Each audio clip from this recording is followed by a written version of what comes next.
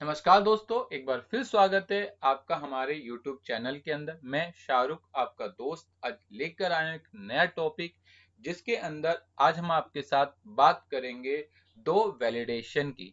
जिसमें पहली वैलिडेशन हम आपको बताएंगे कि अगर किसी भी पार्टी के ड्यू डेट ज्यादा हो जाते हैं उसकी पेमेंट से, तो उसका बिल ना बने। एंड सेकंड, हम चाहते हैं कि जिस भी पार्टी ने हमें पहले किसी एक आइटम का बिल दे रखा है, उस आइटम अगर वो दोबारा हमें देता है तो उसका आइटम का सेल ऑर्डर ना बने। ये दो वैलिडेशन आज हम आपके सामने डिस्कस करने जा रहे हैं। सबसे पहले हम आपके साथ बात करते हैं ड्यू डेट वाली, कि अगर पार्टी की ड्यू डेट ज्यादा हो जाए तो उस पार्टी का बिल ना बने। इसके लिए सबसे पहले मैं डिस्प्ले पे चलता हूं। डिस्प्ले के बाद मैं आउटस्टैंडिंग में आता हूं और बिल रिसीवेबल पे वन अकाउंट, और जो भी मेरी पार्टी का नाम है यहाँ से मैं वो टाइप कर दूंगा। और जो भी मेरी डेट होगी, मैं यहाँ पर मान लीजिए 31 अगस्त ले लेता हूँ। मैंने 31 अगस्त डाला और इसको ओपन कर दिया। जैसे ही मैंने इसको ओपन किया तो ये रिपोर्ट मेरे सामने ओपन होकर आ जाएगी। ये रिपोर्ट जब ओपन होगी तो बिल आपने जिस दिन बनाया होगा वो आ जाएगा। सेल टाइप, कितना अमाउंट था, कितना पेंडिंग है, तो इसकी ड्यू डेट आ गई 26/8। इसका मतलब इस पार्टी का बिल 26 तारीख के बाद ना बने अगर ये पेमेंट नहीं करता है। दूसरा, मैं एक पार्टी और आपके साथ ले लेता हूँ, सागर मोटर्स, और इस बिल को ओपन करता हूँ। जैसे ही मैंने इसको ओपन किया तो इस पार्टी की मेरे पास रिपोर्ट ओपन हो जाएगी, जिसमें इस पार्टी के 4 जुलाई को एक बिल बना था, जिसका रेफरेंस अमाउंट ये था और एडजस्ट होने के बाद ये बैलेंस पेंडिंग बचा हुआ है, और इनका बिल 3 अगस्त का था।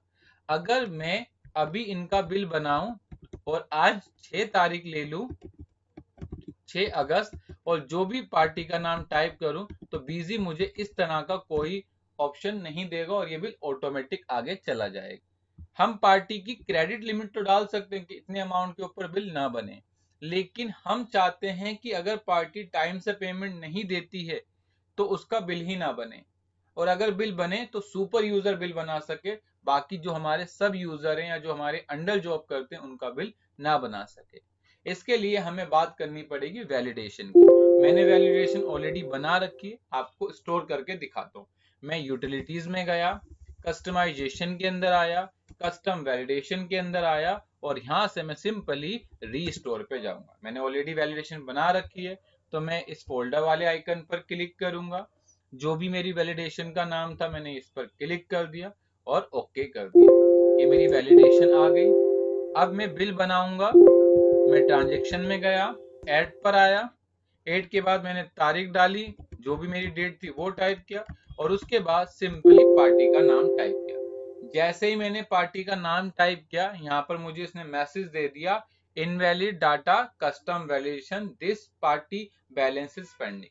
मैं अगर एंटर मारने की कोशिश करूं तो मुझे आगे बढ़ने ही नहीं देगा। हाँ, लेकिन अगर मैं डेट 6 अगस्त से पहले 3 अगस्त ले लूं और एंटर मारूं तो ये मुझे आगे बढ़ने देगा। इसी तरीके से हमारी दूसरी पार्टी थी जीत नाम की, तो मैं यहाँ पर जीतू सिलेक्ट कर लेता हूँ।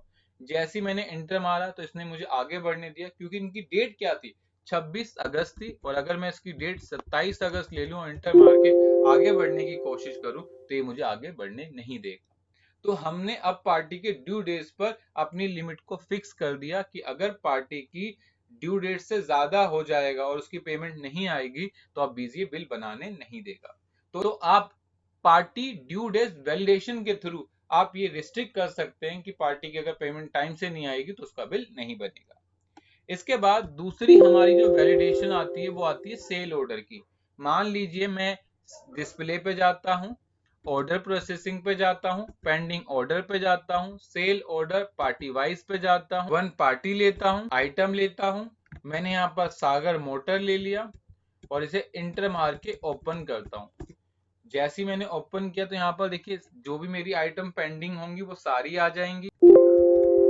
देखिए सारी आइटम मेरे सामने आ गई, जितनी भी पेंडिंग है वो आ गया। मैं चाहता हूं अगर इसमें से कोई भी आइटम वो मुझे दोबारा दे तो बीजी मुझे अलर्ट दे दे कि इस आइटम का स्टॉक ऑलरेडी पेंडिंग चल रहा है। पहले आप क्या करें, इस स्टॉक को क्लियर करें, उसके बाद आप इसका न्यू ऑर्डर लें। तो इस तरह की अगर हमें एंट्री करनी है तो हम उसे किस तरीके से करेंगे।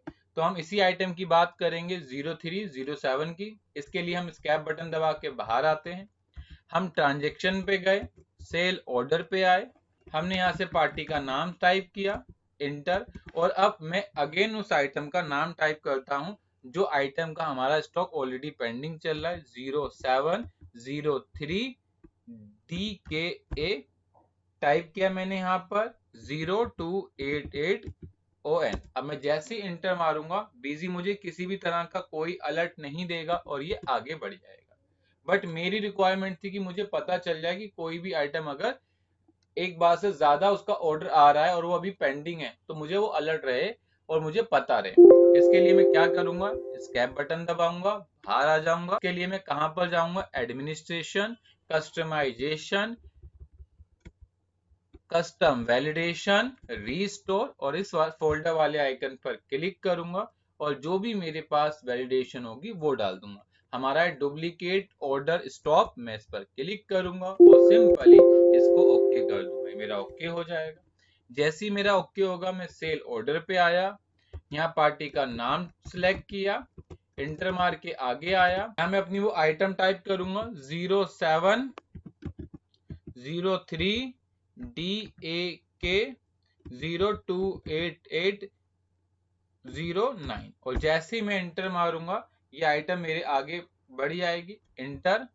और जैसे ही मैं आगे बढ़ा तो बीजी ने मुझे एक अलर्ट मैसेज दिया, pending order, this item stock already pending 1 quantity, check pending order.